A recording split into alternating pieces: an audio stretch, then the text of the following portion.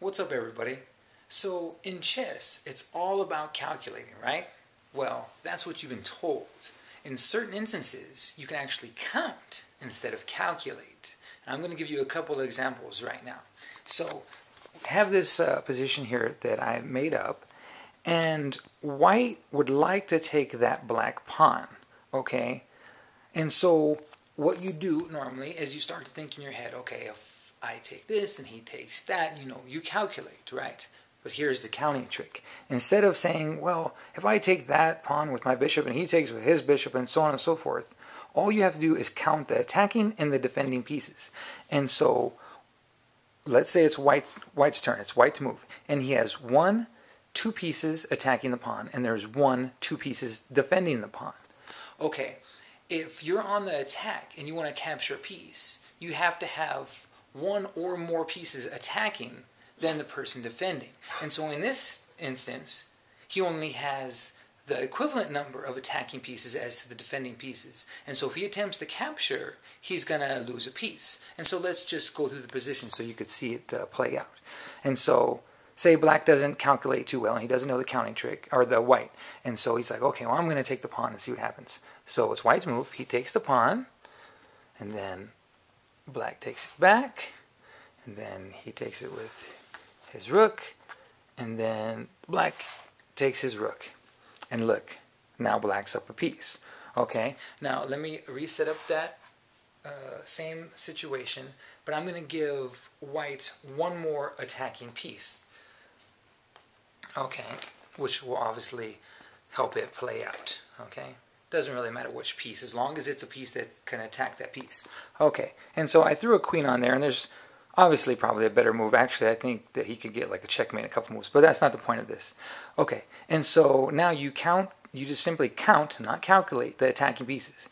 He has 1, 2, 3 attacking pieces, and there's only 1, 2 defending pieces. And so that's sufficient enough to capture the piece without losing anything. And so sure enough, he captures the pawn, and if black attempts to recapture, and then white recaptures, black captures that, and then finally white takes that, and white is up. Okay? And so that is one way in which you could use the counting trick instead of calculating. Like I said, in your head sitting there, oh, if I take this and they take that, it can get very confusing, especially if there's a lot of taking that's going to go on, and sometimes you could lose your train of thought. And so I tend to use that counting trick, at times. Okay? So let me set up this other situation real quick. Let's put that there. And let's put this, give me a pawn. Okay. So, I didn't even count or calculate this out. We're going to kind of just go through it together. Okay, and so in this position, both black and white both have their kings, and they also have a pawn. Okay, white is going that way, and black is coming this way. And so this pawn is going up that way, and then that pawn is coming down. Okay, so if white wants to promote his pawn to a queen, he has to move his pawn all the way up there. And so, you can move up 2 on the first base and then 1 every after right.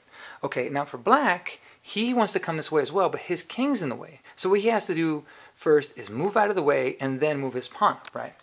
Okay, and again, traditionally, you would start to think in your mind, okay, if he moves his pawn up 2, and then I move my king out of the way, and you start going, if he does this and I do that, and go back and forth again, it could get confusing. So the counting trick in this instance is, instead of doing that, you just count how many squares that each person will need to get to their queening, or to the promotion square, right? Okay, so let's focus on one side at a time. Okay, so for white, remember, he can move up 2 on his first move. So he could get to the promotion square in 1, 2, 3, 4, 5 moves. It would take white 5 moves to promote to a queen, and it would take black, because remember he has to move out of the way, it would take him 1 to get his king out of the way, and then 2, 3, 4, 5, 6 moves. And so whoever has the least amount of moves to get to the promotion square is the one who's going to queen first. Again, instead of going through, oh, if he does this and I do that, all you have to do is count. And so again, so white has 1, 2, 3, 4, 5, and black has 1, 2, 3, 4, 5, 6. And so if they both bolt the fort, say, okay, we're not going to try to attack the other piece, we're both just going to rush our pawns to the other side and just see who gets there first. Well, you could just do your simple little counting trick. And if in this case, if it's white to move, let's play it out. Okay, so if it's white to move, you might even get there 1 square faster. So let's say it's white moves. So he goes up 1, he has to move over, he goes 2, okay, he moves down, 3, he moves down, 4, he moves down, and then 5. Okay, so he actually got there 2 squares before instead of 1, but that was just because it's his move. Okay, now let's assume in that situation, we're going to go through like all the scenarios, or a lot of them. Because this happens a lot. If you play chess a lot, you're going to get to these end games a lot where it's down to 1 or 2 pawns. So this is going to happen. If you play a lot of chess, this is going to happen. Okay, so let's assume in this situation it's black to move. And again, they're not going to try to attack each other's pawns. We'll do that in a minute. They're just trying to bolt their pawns to the promotion square. So black to move. So he moves over, up, down, up, and they're just running for it. Okay. There. And then, white gets a queen 1 move before black.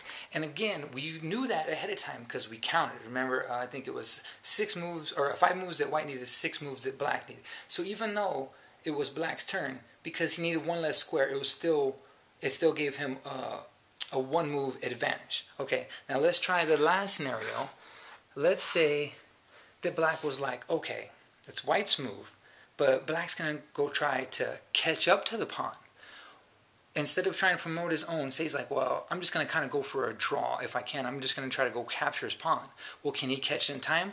Again, in this case, instead of calculating, oh, if he does this, I do that, we're going to count. We're going to count first.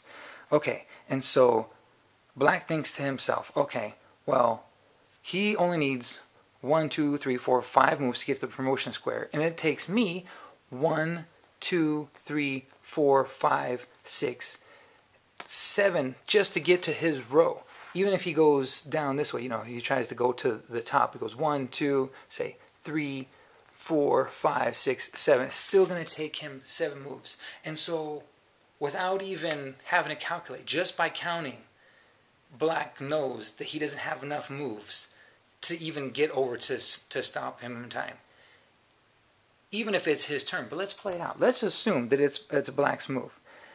Okay? So it's black's move, and he's going to try to capture. So black goes 1, moves over, 2,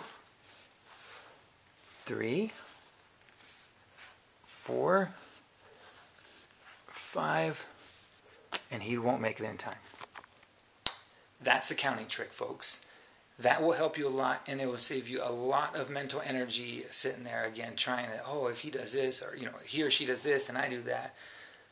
That causes you a lot of mental strain. So, yeah, use this counting trick. Good luck. You will get better.